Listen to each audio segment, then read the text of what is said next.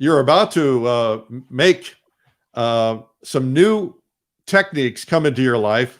I screwed that up, didn't I? Anyway, you're going to get some new ideas on watercolor painting and things that will affect all your painting. Meet Birgit O'Connor. Birgit, welcome. I think she froze up. I don't know what happened. Our guest today is Birgit O'Connor, and I'm going to take her out and then put her right back in, but she's going to teach you some basic watercolor techniques, and she seems to have disappeared. I'm not sure why, but hopefully she'll come back in here in a second. I'm Eric Rhoads, publisher of Fine Art Connoisseur and Plein Air magazine. Welcome to day number 299. Woo! We're on the edge, baby. What that means is that we have been here for 299 days, and we have been here since the beginning of coronavirus quarantine. And we wanted to be here for you every day. Well, nobody knew that every day was going to mean almost 300 days. We thought, a couple weeks. But anyway, we're sticking with it. We want to be here for you. And I know a lot of you are still locked down. We're all being careful wherever we are. Looks like Birgit is back. Well, I went for a little ride, so I assume you told them all about me. And I didn't say much. I was just stalling. So Birgit, what are you going to do today? Okay, so what I plan on doing is showing you how to paint that one right up there. And why I'm going to do that particular painting is because it's bold, rich, it forces you to move water and color around, and you're going to have a really good time. Because I think what also happens, I see people always struggle with the... Well, we're having another internet problem, aren't we? Oh, this is odd. There we go. Okay. So, all right. So should I just jump in? Yeah, jump in, because you froze up there for a second. And if you freeze up, I'll just step in and cover for you for a second. I want to tell everybody real quickly that today is day number 299. Tomorrow will be day 300. Big celebration tomorrow as well. Tomorrow I've got a whole bunch of prize packages that are worth a lot of money each. Also, we have a special guest, the great C.W. Mundy will be on with us, and he's going to talk about the philosophy of art, and he's going to teach you some principles, and it's going to be some things that you're going to love. So you want to tune in for that tomorrow, and that's at 12 noon here Eastern time on Facebook and Instagram, YouTube, etc. Okay, now we're going to go to Birgit, and she's going to teach you how to get these vibrant colors and how to get the paint flowing. Birgit is on the faculty of Watercolor Live, which is coming up. As a matter of fact, the 20th inauguration day is the day that the price increases. So you want to make sure that you get your seat soon. I also just got a call that said we may have to end the VIP program here pretty quickly because we've only got a little bit of that stuff left. So you might want to get in there if you're going to do that. Birgit, take it away. Okay, thank you, Eric. Okay, so I'm going to talk fast, so hopefully everything sticks. And one thing I just wanted to mention is I've got this lesson. I opened this up, available on my website. We can talk about it later, but I'm going to work my way down through this pile. So this is a really good one for you to work with. We'll talk about that later if you'd like. And I just wanted to show you this one. And why I'm showing you this one is because you can really paint in any direction and finding the balance in a painting. So just working my way down. So getting to the demonstration. Let's move all this stuff to the side. And I do have a few things. I just was working on a few other little demonstrations there. All right, so I want you to see where I intend to go. This is a tulip, and it's got lots of big shapes, and it's a very dynamic painting. So I'm going to scoot this over to the side, and then we're going to talk about the amount of water. Let's see. If you don't mind, Birgit, if you'll just tell us real quickly about what kind of paper you're using, what kind of paint you're using, and what kind of brushes you're using. Everybody wants to know that. I should also mention to everybody, please mention where you're from in the comments today. We do have prizes. The winner of the Make More Money Selling Your Art book goes to, let's see, where did I lost it already? Anyway, I seem to have erased it. Today's prize will be a pair of value specs, but I have to find the winner and get back to you on that. I think I actually accidentally erased it. Okay, Birgit, are you ready? I'm ready. I'm ready. You know, this is just a day in flexibility. That's what this is, and that's what live is. All right. So when it comes to brushes, so I'm looking for the shadows too. So I know I have the light keeps changing in here, so I'm sorry about that. So when it comes to a large shape like this, depending on what I'm trying to do, if I want a puddle of water on the surface, this is 300-pound Arches paper. What I'm looking for is a bamboo hockey brush. A synthetic brush isn't going to hold the amount of water that I'm looking for. It would lay down more of an even layer. I'm looking for a puddle. Now, where do you get a brush like that? This one you can get really at any art store, and you can get better made hockey brushes with shorter hair. And the problem with this, it's a love-hate relationship. I'll try to get that up there closer to you, because what happens is it loses hair. So I would take a little bit of the liquid super glue and get it through here and work it in with a little toothpick so it doesn't lose the hair. You can get better made brushes. The problem is it doesn't necessarily hold the amount of water that I want. That's why I'm using this. And I can show you also how to lift hairs out if we need to. So I'm going to take my water over here so you can see me grabbing water. You have a reference photo? Let's see. I don't have a reference photo with me right now, but what I can do. You're going to just use the other image that you already painted as a reference. Is that right? Yeah. So basically the idea, because I thought, what can I do within this period of time? And my goal is to show you how to get color intensity. So a lot of people, they'll lay down one layer. It's either too weak or it's not moving, or they have lots of brush strokes. So I'm trying to show you how to not have brush strokes, move that water and color around, and build that intensity. So here I'm thinking, do I want to go ahead and apply the water first, which I could do. But knowing a lot of people, if they do that, the surface is going to dry faster than they can work. So let's go ahead and make a couple of puddles. Now, my problem is I didn't remove my purple that I have in the palette here, which could absolutely go into mud. But what I'm going to do is take maybe a little, let's see, that is a little Hansa yellow, and I have a little Indian yellow. And I'm thinking about my puddle there and whether or not I can get away with this. All right, so I just want a little bit of color there. And then I'm going to take my brush. Now, is this, I think you can see it all right here.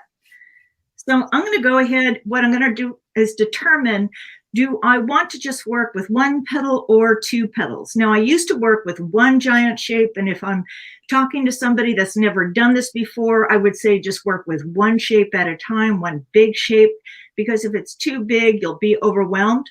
Now, what I like to do is incorporate both shapes, because otherwise I end up, it helps you harmonize the color. But let's just work with one shape right now.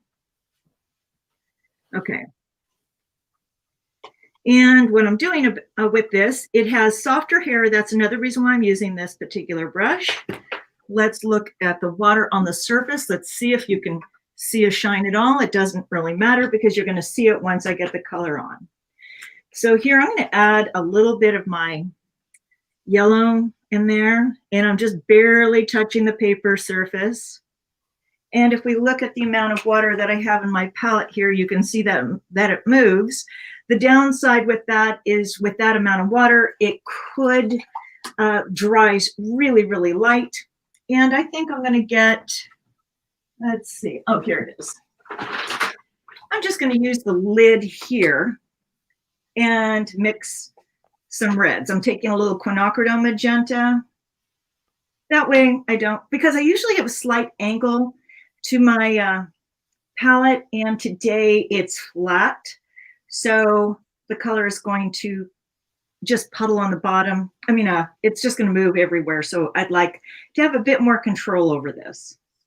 So I'm taking a little bit of my permanent Alizarin Crimson. I like that color. And I'm taking my quinacridone magenta. I'm breaking up the color. I'm using the number 20 Sable Synthetic Blend because it has the spring for control. It also has the water holding ability.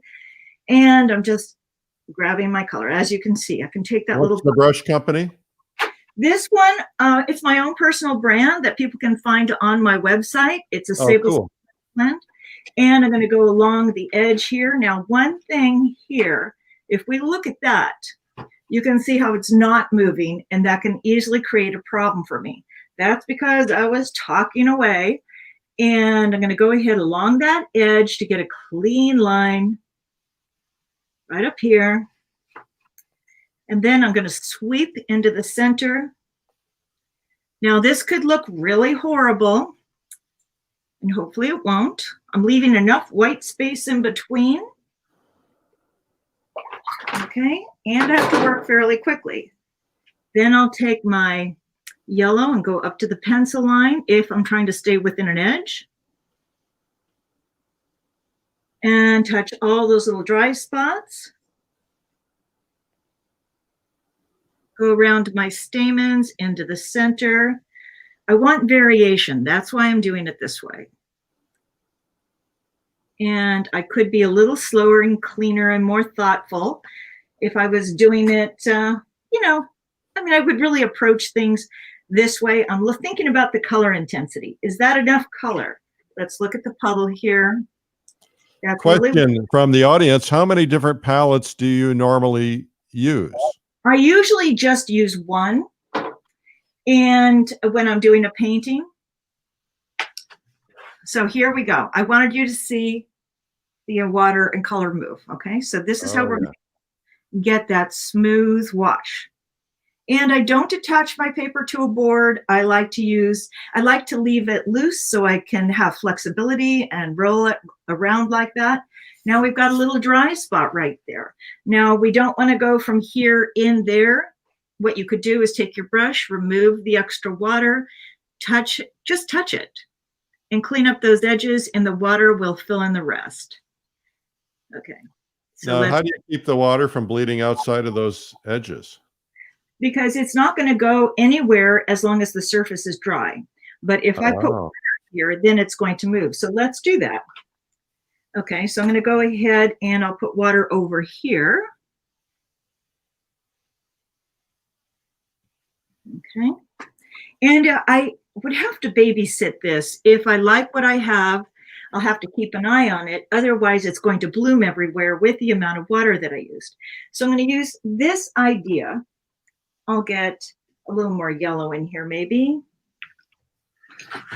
Let's get it over here. I'm going to go up to the edges. The only reason why I'm using 2 palettes today is because of that little purple that I forgot to get out. You don't want it to pollute. Right. So I'm just going ahead and grab some color, put that in there, really be bold. And now I'm going to just touch, actually this here. If I take my number 30, which is a really big brush, which I love. Okay, I'm going to get it wet, remove the extra water. I'm not usually going to paint with this. I might touch the towel to remove some of the extra water. I'm going to take my brush here. I want to show you how to soften an edge. So I would just go along the side like that if I wanted to soften an edge, or if I wanted to move.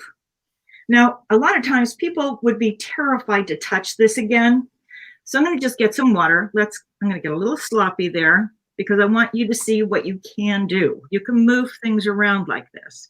Now, I have this lesson actually in my bold, rich, saturated color course. All right, so I'm going to go ahead and move this around. I've given you, by the way, folks, her website is birgitoconnor.com, and she's actually offering a discount, 15% discount if you use the code Watercolor Live. So you can get her courses and things there. Thank you. Okay, so here, this has created a foundation. So I'm going to go ahead and move that over to the side. So let's pretend that dried. And I could leave that alone, but if I want to build my color up, I'm going to go ahead and do exactly the same thing. So I'm going to try to do this one quickly. I'm going to re-wet it, and if I have 2 petals, I can paint right over the other pencil line in both shapes. I've got a lot of dry spaces in here, which isn't perfect, but I can deal with it. And I don't usually come back in and add more yellow. So I'm going to bring more red into it. My quinacridone magenta and the alizarin crimson, permanent alizarin crimson. And all this is basically showing you the second layer. All right, so if I have any dry spaces, I'm going to touch it with my brush, my number 30. Let's just touch a few of these lines. We don't need to apply color everywhere. We're just touching a few edges. But what I do need is that puddle on the surface. Okay, let's see if you can see some of those colors move. I mean, I could take my time, but just to get the idea. Let's take a look. You can see how that's moving. So I'm basically repeating what I did in the first layer. Now there's a big puddle of water there. I need to remove it. So either I'm going to allow it to run off onto the table like that, then wipe it off. And then I need to make sure that the surface dries evenly. Otherwise we'll end up with blooms. So now if I wanted to separate those petals, let's see what we've got here. Oh, let's see. We have two different ones here. Now, why I'm showing you two different ones is because what I did is glazed over everything. There's no edge here. It's just my pencil line. Here, what I have is I did this petal and then I did that petal. So they're two separate petals. So now another problem that people have is a lot of times the color accumulates along the edge. And the reason why that happens is if you continue to add water and color back into the shape that you're working on, there's nowhere for anything to go. It lifts off of the surface and it scoots out to the edge. So that's why you get those hard rings. Now, let's see, if I wanted to make a shadow in here, let's go ahead and do that. Because I'm thinking— This is all transparent color? This is all transparent, yeah. Okay. So, I mean, I cringe if I don't use white, I don't use black, but, you know, just the idea of, you know, I know there's so much you can do with white and that would be fun, but I just cringe with that. So I'm going to go ahead. I'm trying to get better and more relaxed about it. But there's a question from Peter. He says, will she get cauliflowers in her washes from back runs, and how do you avoid them? Okay, so I won't actually get them in there if I keep moving the paper around like this, you know, and just babysit it and watch it flow. Now here, this is starting to feather out a little bit and I don't mind it, but if it did feather and I didn't want it and it's crawling this way, all I'm going to do is tilt my paper this way so it changes the direction of the movement. If I do have a cauliflower or something, which, you know, a lot of times it doesn't bother me, but let's say like this might be a good example. You can see this thick color here because all of these are actually demonstrations that I do. So right here, what the easiest thing to do, a lot of people can take a little brush and fuss with it and that's fine, but I could just go ahead and get it wet. I could use a hockey brush or I could use my 30. Let's just get it wet. And then what I could do is take a magic eraser. You can either go back over it like that, but we don't want to have lines everywhere. Just take a magic eraser, get it wet. I'm going to remove the water, and I could use the larger one, and we're just going to rock it back and forth. You see how I'm just barely touching it?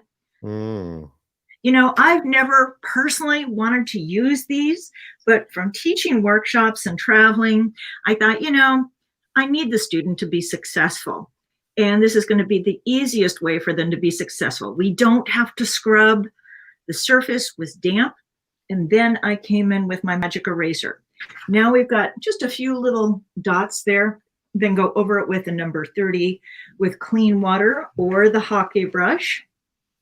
And the reason why we want to do that is to even out the surface again. And then you can see maybe that little bit of color there.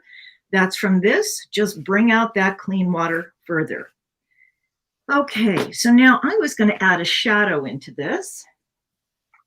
And I don't really want it to be brown, so I don't want to use my oranges. So I'm going to clean that out just a little bit.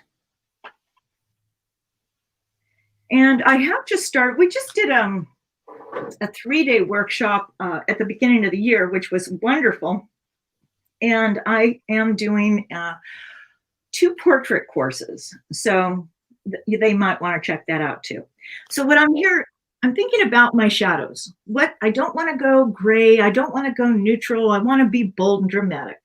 So what I'm doing is taking my quinacridone magenta, and I'll take a little bit of my Winsor Violet Dioxazine, just a touch, basically, not much, because I don't necessarily want to add, I'd like a darker value, but I don't want to just use more of the same color, because otherwise it just gets thicker and it doesn't really show the contrast.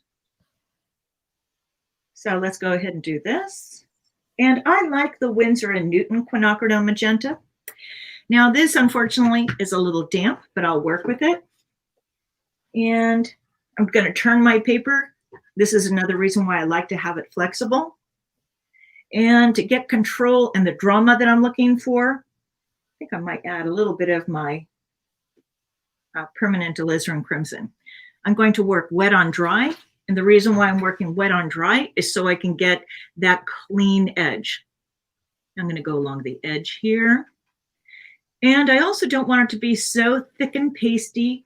I want the watercolor to move, but I want that color intensity. Those are the things that I'm thinking about. And I'm changing the direction and the angle of my brush. Okay, you're really a great teacher. Everybody give her thumbs up and applause and heart. Thank She's you. a great teacher. Thank you. Oh my gosh. People are loving this. Oh, I'm so pleased. Thank you so very, very much. Oh, so I'll just swell up. You've got a big head now.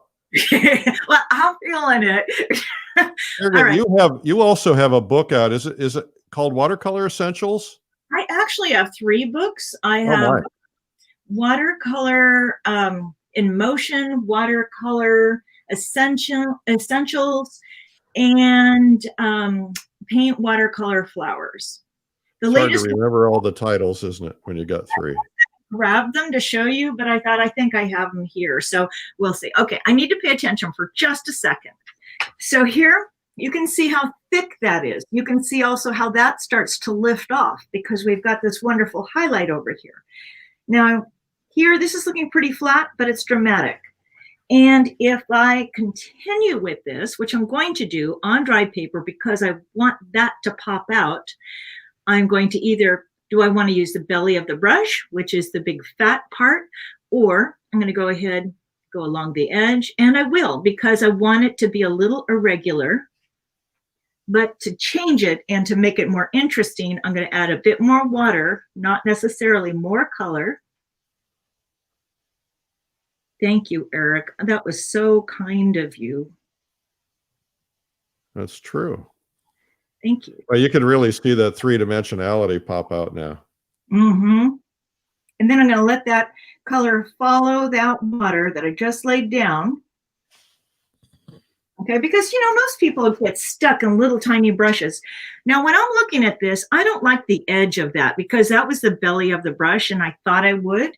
But to change it, all I'm going to do is go along the edge and maybe change the angle of my brush. And then I'll come down here. And this is a big shadow. Let's see how that compares. You get the idea how that is going to work. Uh-huh. Okay. Well, you've been doing this for a while. It looks like you're so accomplished. How long have you been doing it? Well, since strictly watercolors since 1988. Wow. And then I wrote the books, and then I did a lot of traveling, teaching, and met wonderful people and wonderful organizations. And fortunately, before the coronavirus hit, I was already teaching online. I was creating my online courses. I had DVDs, and you know, I just find what works best. We've got a wonderful community. It's awesome. And there's just so much I can do. And I do it differently than just an online Zoom meeting. We've got the curriculum already there. And then we build upon, I'm sorry, this is like walking and chewing gum at the same time. I know, I'm sorry. I shouldn't ask you questions. I'll be quiet. Oh no, it gives you an opportunity. But you can see hopefully how that's popping out. I'm just gonna see if I need to skip ahead anywhere. Let's see, maybe this one. Okay, so you can see if I decided to take that shadow like that and continue it to the other side. I'm happy to do this for you, but I think you get the idea. And I'll continue with that. And the reason why I chose this demonstration too is because I want people to really see it. And here you can see that. Now I've got the shadow in here and I've got a nice highlight down here. Let's take a look. Anything else? If I want to go ahead and try to curve this or get more shape, actually, let me see. Do I want to do that in anything else? No, that's okay. Let's try to curve this petal up. I'm thinking, do I want to use my synthetic brush or do I want to use my hockey brush? And the reason why I'm going to make that choice is because I want to control the stroke. So if I use the hockey brush, it's going to lay down a lot of water, a big puddle. The color is going to disperse. I'm going to get more of this effect. But I want to control my stroke and try to take advantage of my highlights. So I'm going to use my synthetic brush. Now that can be any synthetic wash brush. It's still going to lay down a puddle, but I'm able to scoop it off at the side, the extra water, just a little easier. And then I'm going to switch over to a slightly smaller brush. So I'm going to go to a number 14. My favorite brushes are my 30, 20, and 14. That's what you sell your own brushes online at birgitoconnor.com. Yes. And, you know, I use them all for specific reasons. I'm also, when I do my portraits, I like squirrel quill brushes. And I don't have those on my website, but you can see the difference. And I use these even for smaller paintings.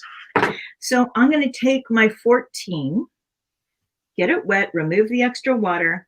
I'm looking for my underlined shape that I already have here, so I don't need to invent it. And I'm just going to go here and go up, like that's a little dry. Now here's a problem that people have. They'll go like this and stop and get a bloom at the end. If you can see that dot there. Oops, let's see if you can see it. There you go.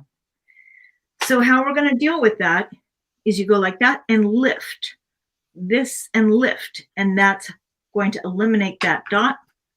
You're going to take your 30, remove the extra water, and I'm going to start with this one because it's the driest. I'm going to soften that edge by just going along the side and not necessarily back and forth. I'm going to go along the edge, wipe off that extra water and color, and go along this side and remove that.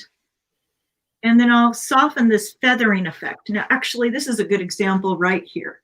I came in to soften that. It's blossoming back into it. It's not really a big deal. But if it is a problem, I'm just going to go back in on the other side. I don't want to release extra water. I just want to soften that edge. So we'll just go on both sides. So at least what I'm trying to do is shape it.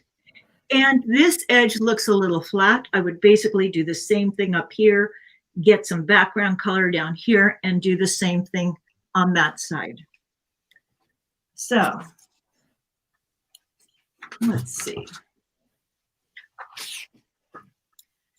So this one could use a little more shape, but I want you, hopefully you get the idea of the progression. Oh, yeah. Okay. Hey, you guys, make sure to put in the comments where you're from. We're giving away a pair of value specs for today. Comments in the replays and in the live. We'll go and pick them. So make sure you put a comment in today and be sure to be here tomorrow for day number 300 with CW Monday. So, Eric, how much time do I have? Or you've got about 25 minutes. Oh, really? I thought I was doing it for 30 minutes. Oh, you mean I I can switch into something else, you know. Yeah, okay. Are you okay with that? Whatever you want to do. This is your hour. I thought I had 30 minutes. I was talking super fast. Okay, so I want to know, can you ask your viewers, would they like to see how to handle? I have a really easy exercise for them. I just need to pull it out. Would they like to see how to handle stamens and negative painting for something like that? Yes, just go ahead and do it, because Okay. they're going to love it no matter what. And by the way, what you're doing here is not what you're going to be doing on Watercolor Live. What are you going to do on Watercolor Live? Well, I have a lot of things to talk about and to get them started and in the process of being able to expand into other paintings. So let's take a look at this here. All right. Okay. So here, if they took, this is not what I'm doing in Watercolor Live, and I'm thinking maybe I need to come down a little bit so you can see that. Let's try to do that. There we go. Okay. So if they took a quarter sheet of paper, I'm going to teach them, first of all, how to do this negative painting. Because when it comes to my flowers like this, all the stamens are done with negative painting. It's not done with masking. In fact, I have this right in front of me. I'm going to grab this. Now this one is done with masking. And it has a different effect. It has a harder look to it. And in this painting, I wanted that. But in this painting, I wanted it soft. So it has a much nicer effect. Let's take a look at this too. That is all done with negative painting in the stamens. You're such a good artist. Wow. Oh, thank you. You have people watching from Israel, from New Zealand, from Holland. Let's see, who else did I see? A lot of all across the United States, of course, and Canada. Thank you for joining us. That's so nice. Question is, do you ever use other tools like cotton balls and Q-tips? No, but that's a good idea. If you need to, I haven't used a cotton ball. You know, teaching, actually, I'm inspired by everybody, and I'm always figuring out new ways. Like I just figured this is such a tough one for people to get the idea of the negative painting. And this is the stamens. So if they took a piece of paper like this and did maybe 6 squares and basically just did 3 lines. Is that just a number 2 pencil? It's just a number 2. This is all I use. I don't use a watercolor pencil. I don't use anything else. This is how I get my sketches in. Now, it's interesting what you just asking that. Somebody asked me the other day, how come they're not seeing my pencil lines? That's because I paint right up to the pencil line. So let's say if I'm going to do an exercise, I hope that this one will explain it. It's always tough to have people understand how this process works. So if I have 3 lines there in each box, so this gives you plenty of practice. You're going to take your color, paint up to the pencil line, like that. Leave a space. Oops. Okay. And leave a space and paint up to the pencil line and leave a space. And then do the same thing to all the boxes. So just make them all look like that. Why are you doing them all? Is that just practice? Yes, that's just practice. And what I'm trying, I could do that, but the problem is the drying time. So that's why I tried to do this ahead of time. So that gives you the idea here of the little lines, painting up to the lines, painting up to the lines. And now we're going to start to create different shapes. And hopefully this is going to make sense once I show you in the painting. Okay. Lines, space, and then we're going to break it up. You just create another line, like either use a pencil or a different shape, whatever you like. Okay. Okay, so then we're just going darker with our values. Now I know so my paintings really are a combination of positive and negative painting. And a lot of people have a hard time wrapping their mind around negative painting. So we're creating just another layer. And then that would be similar to this here. And then I'm going to go again on top of this, maybe with a slightly darker color. Now, watercolor typically dries lighter or darker? Lighter. Lighter, okay. Yes. So you can see I'm just breaking up the space. People like your tape with the chicken silhouettes. Do I have chicken? Do I have chickens? What is it? I don't know what it is. Somebody said it looked like chicken silhouettes. Oh, they're butterflies. Oh, okay. We like butterflies. Yeah. Okay, so you can see that I broke it down, going darker, and then here that would be similar. I'm going to break it up and go a little darker. Okay, and then just continue this process and do a few lines.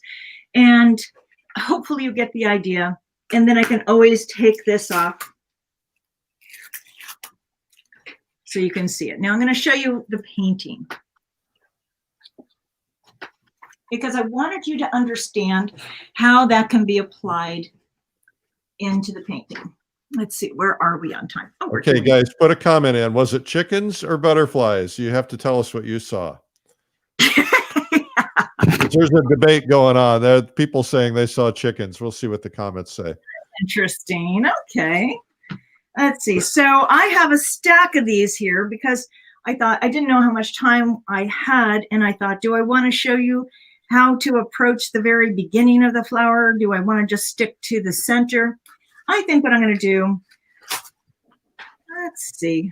I'm going to just clean this up first. Okay, let's clean that up. Shelley says it's a rare chicken butterfly. I like that. I like that. Yeah.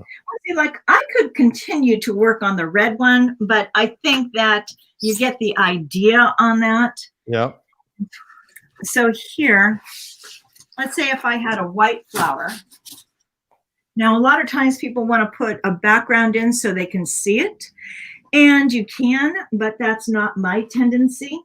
So what I would usually do is, let's see if I can create some space around me here. I would be determining how much water do I want to put on the surface? What size brush do I want to use? If I use a number 20 brush to apply my strokes, that's going to apply a lot of water and color. It's going to disperse everywhere. I'm not going to have necessarily a white flower anymore. So the way I like to do it, for my students, I tell them tint the background so they can see the flower. But what I like to do is I'll take maybe just a little burnt sienna and a little, French ultramarine blue and burnt sienna. Now, I personally like that combination. It's the Winsor and blue, French ultramarine blue. I like that gray color. I could also take some of my palette mud because white is the combination of all colors. So I'm thinking, how much water do I want on the surface? I'll take I'm thinking about the size. Now, I don't need a puddle, but I could use my hake brush to cover a large area. Let's do that.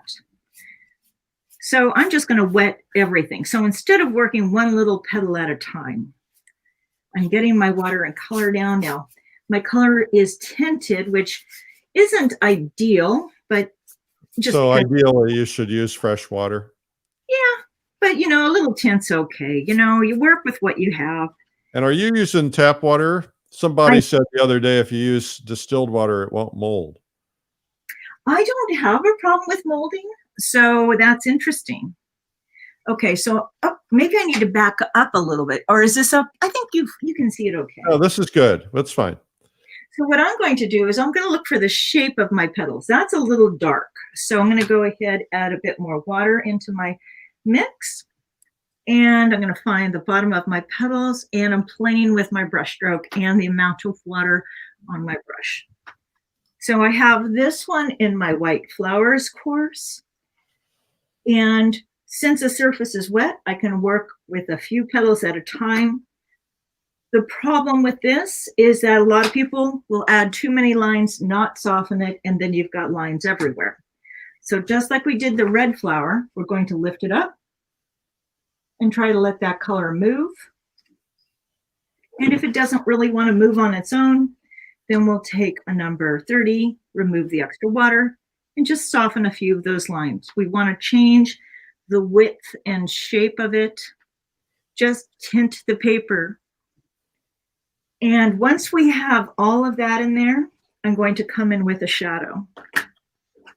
So just to give you an idea how to get started on that. And let's see. Okay. Now, I don't have one that's dry in between, so I've already added the shadow to this. And since I'm talking about the negative painting, I'm going to show you how that little exercise would apply into something like this. Okay. Now, I don't want my stamens all to be in the same direction, and I don't need all the detail. Can you see that I have just a few little lines, pencil lines, to show me the direction? Mm-hmm. Hopefully. All right, then I'm going to take, I'm thinking, do I want to start with a small brush or my number 14? In fact, I'm going to try, I don't know if it blurs in and out, so I'm going to change the focus on it. So I'm going to try to, instead of getting fussy, I'm going to work with my largest shapes first and then reduce the size of the shapes.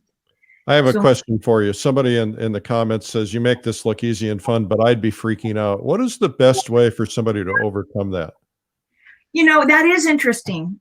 We all get afraid. So what I would say is, because, you know, when somebody just tells you it's a piece of paper, it is, but I think of every painting as an experiment, and I'm never going to learn unless I just go for it. And you need to put it up and step back and just, if you really need to get over something, turn your music up to get you out of your head.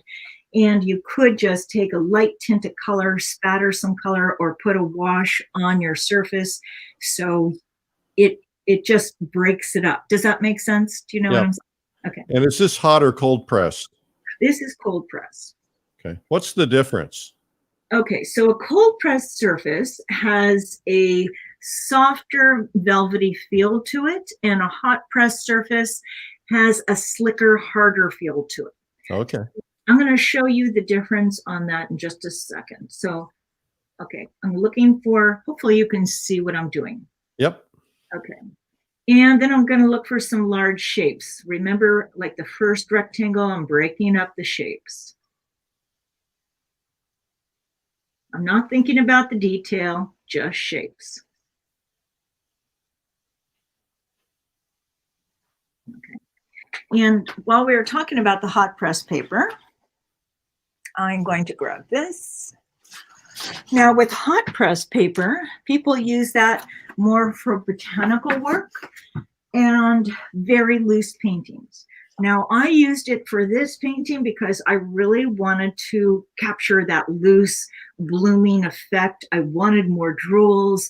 It's a tad sloppier, my approach, but here I'm using squirrel quill brushes, and I loved working on this paper. I will not get this effect working on the cold press paper. You know, it depends on the style of painting that I want to do. Okay, so we have a few stamens here, which would be very similar to, let's see, similar to that. You were so prepared. I didn't feel like it. I appreciate that. Okay, so can you see that we've got our great big shapes there? Yeah. Yeah. And then we're going to use that idea that we did in that exercise. And we're just going to go a little smaller. Now, I didn't have much shape in here, actually, but hopefully you'll get the idea. I'm using the smaller brush and looking for a direction for them to fall. When you do these originally, are you using photo reference, or are you actually painting from flowers? When I use photo references for these paintings. And, you know, remember I did that watercolor battle with you Yep. And that I was using paper. I was painting with paper instead of mostly with paper and some brushes. And That was on day 200. It's hard to believe we're up another 100 already. insane, it's crazy. Okay, so you get the idea, just continuing to break those shapes down. And let's look at that one. Okay, so I have a series of a few of them. I might be able to give you the idea. What paper do you use for portraits? I'm using the hot press paper. I like the Lenacor. Actually, I'm using the Arches paper for that. Arches hot press paper. So why I have this one here, I thought maybe, let me see. I wanted to show you how you can glaze over. So we can see all these different ones. Now, these were things that I would take to my workshops when I would travel. Yeah. But what I'm looking for is one to show you how to shift the color on the inside. So here, this is all a very cold painting. And I want to try to get some warmth in there. So what I'm thinking about here is I'm going to take my Hake brush. Now, for the people that are a little bit afraid of painting, this might be perfect because I don't know if this is going to turn out. And I'm going to just not worry about it. I know that all that work that I've done in there, that negative painting, it's all going to basically disappear because if I go over it with water, it's going to soften those edges. But I'm thinking, do I want it to be that dark in there? Which I do want that depth in there, but I want a different color. So I'm going to go ahead and get water in there. Okay, and then I'm thinking maybe instead of just stacking color on top of it, maybe I should consider taking my Hake, or not, what do we call this, the magic eraser, and I'm just basically lifting a little bit of that color out. Now I don't need to do this, but I want it a little lighter, just a little bit. And then instead of leaving it that way, I'll get water on that again, just a little bit, remove the excess. And then, and I'm not worried about any of that funny little granulation that can happen in there because I'll come back in and do negative painting on there, but I want more of a warmth in there. So I'm going to take my Indian yellow. I don't really want the red. So let's get some over here. And that yellow on top of the blue can definitely go brown. So that could be all not fun, but we'll see. Let's just do it. I'm going to go right over those stamens. And let's see. I don't want to just stop right there. I want to pull it out a little further. And then I would also consider shifting the color in some of those shadows a little bit. Now I'll go back to my number 30. Let's move it around so it incorporates a little bit. And you can see, now here's another thing that people have a problem with. If they do something like this, the color travels out to this line, and then what they need to do is actually continue with that, soften it. Otherwise, they end up with lines that they don't want. Puddles, yeah. Yeah. Somebody asked what a magic eraser is. It's something you buy in the grocery store, isn't it? Mm-hmm. You can also get it online as a melamine foam eraser. The generic name, they used it for soundproofing things originally. Huh. Okay, so now that I have the basic idea of that, I would let that dry. Let's find one that's similar. Okay. Wow. See how we have that? Like that. When you get that dark in the background, what a difference it makes, huh? Mm-hmm. Yes. So then now I've got my stamens here, but I can decide, do I want to leave them soft or do I want to pull them out again? So if I want to pull them out, I can use maybe a number 8, or do I want more detail? Maybe I'll consider a number 3, depending on what I'm looking for. So now I'll go back into my grayish color, or even a little maroon, something darker. And then I'm going to look for my just, a few little lines, stamens, and bring it up a little bit more and just think about it, of how I want to direct it. Okay. Somebody said if you buy one in the store, make sure you get one that does not have cleaning product added. Exactly. Thank you. Like soap. Yeah. That could be a soapy mess. Yeah, I also the detergent. We don't want to touch detergent like that. So you get the idea how that continues to do that. So that is all the main stuff, I think. Well, I'll tell you, if every artist were as prepared as you are, man, you did a lot of work to get prepared for this. All these different, I like to call it cooking show steps. It is. Somebody just called me, actually, let's see, I was going to show you how to add a shadow on top of that, how to push that in there. The funny thing is, one of my relatives, she actually joined one of my courses, and I didn't know that until the thing started.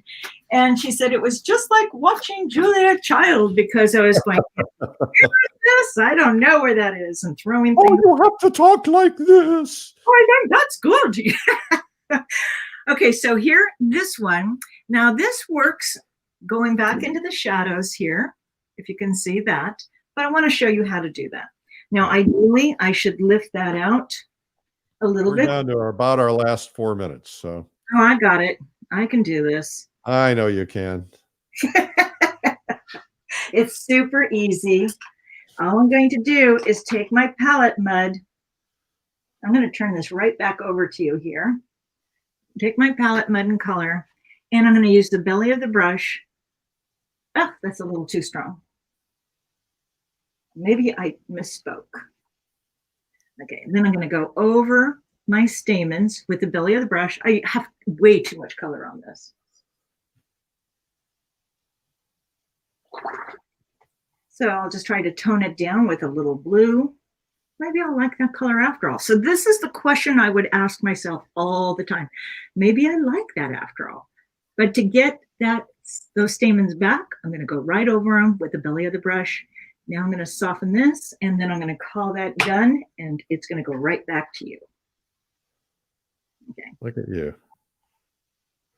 Now, I think you guys ought to share this, because everybody needs to see this today. This is fabulous. Thank you. And don't forget, they get a discount. We'll do it for until Watercolor Live is over. They can have the take advantage of that.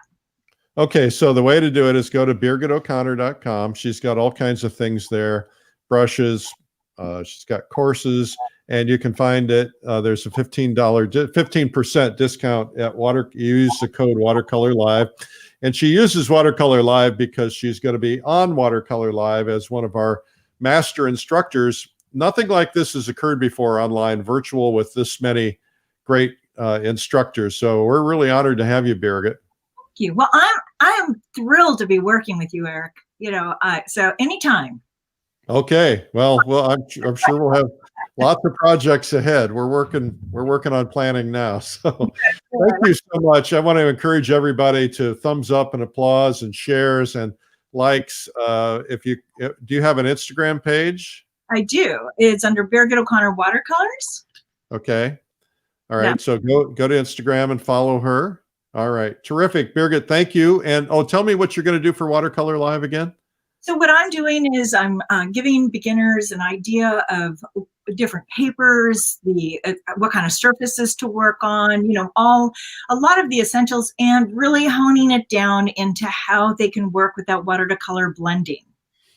So you're going to be on Beginner's Day, which is the optional first day, which you don't have to sign up for the whole thing. You can just get the Beginner's Day to learn all these principles.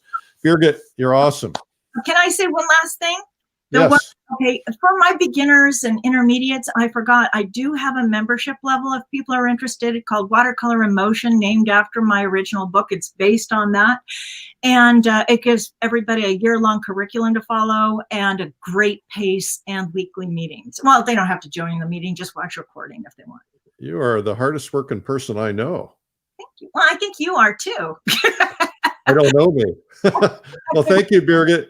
far. All right.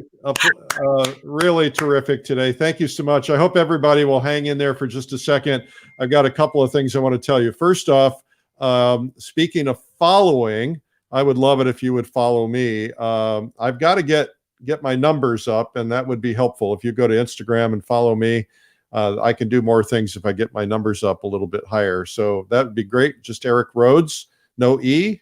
There's an A in there. And today at 3:00, we've got a classic tutorial on YouTube and Facebook. Just search Streamline Art Video. It's Robert Johnson. It's going to be called Pears on an Oriental Rug. This is the painting from this classic Lilidol DVD. So that's going to be today at 3:00. We're giving away a $7,000 Thomas Schaller painting.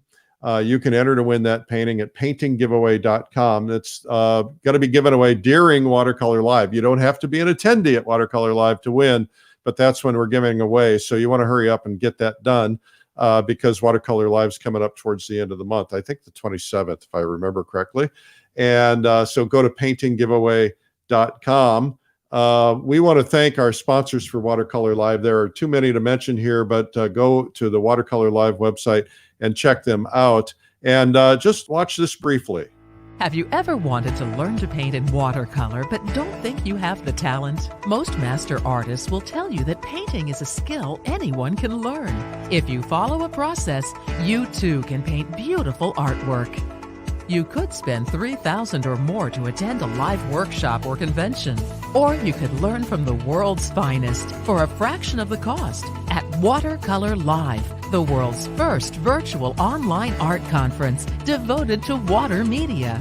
3 days of world-class artists demonstrating in portraiture, landscapes, still life, the human figure, cityscapes, color mixing, and more. Get to know other artists and instructors personally through our breakout sessions, and we'll even paint and draw together at the end of each day in the safety of your own home. Make new friends in our breakout sessions. Paint with hundreds of others. Get private access to our exclusive members group to become part of our community, and learn to take your artwork to a higher level. Watercolor Live, 3 full days of watercolor instruction from the world's best. January 28th to 30th. And for people who want to learn painting from scratch, start with our Beginner's Day on January 27th. Soon you'll be painting faces, people, flowers, scenery, objects, and other subjects. You'll see your artwork improve faster as you learn from top artists and instructors from all over the world. Make history as part of the world's first watercolor art conference. Sign up today and join the world as we learn art together from these amazing artists.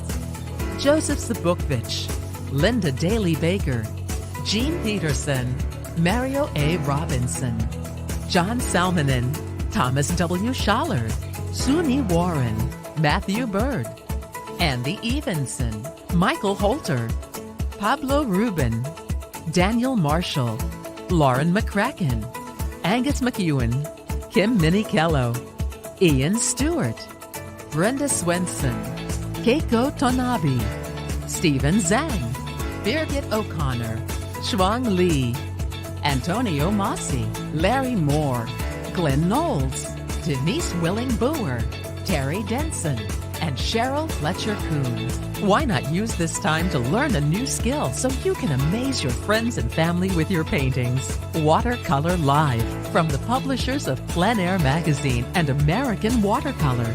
Sign up before January 24th and save up to $300 off the retail price. She had to say, you got to sign up before I think she said the 24th. I think it's the 20th. It's Inauguration Day. The 20th to save $300. So go to watercolorlive.com. Just go see who's on the faculty. Nothing like this has ever occurred before, so it's pretty cool. We think it's cool.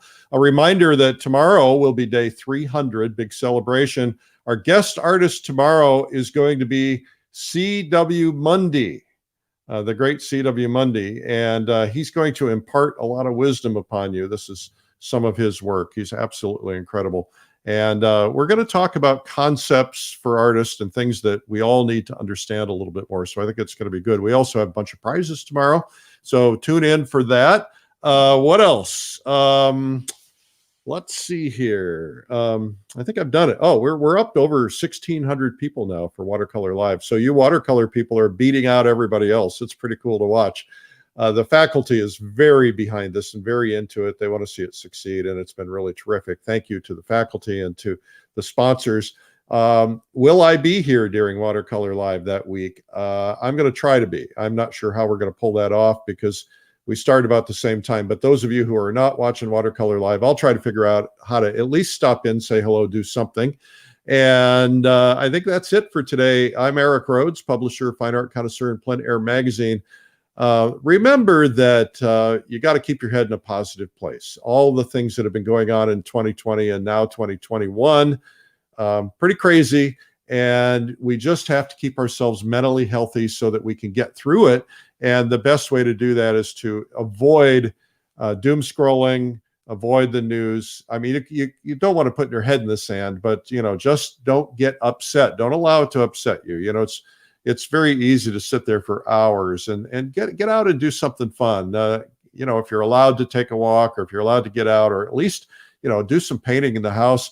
Try some of these new techniques. Yesterday, I'm working on something. I have been cleaning out my studio, and I found a painting I started 30 years ago. I had done an underpainting, and it's a copy of the Dürer painting, the self-portrait. So I decided to get it out and start trying some techniques, some layering techniques that I hadn't done in years. And so I'm not getting very good progress yet, but it's a lot of fun to think about.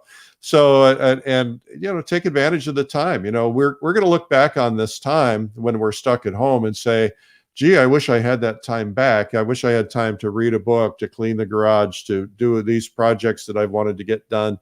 And if you're just sitting around doom scrolling the whole time, you know, you're wasting time. So let's get at it. Let's have some fun. Let's get out there and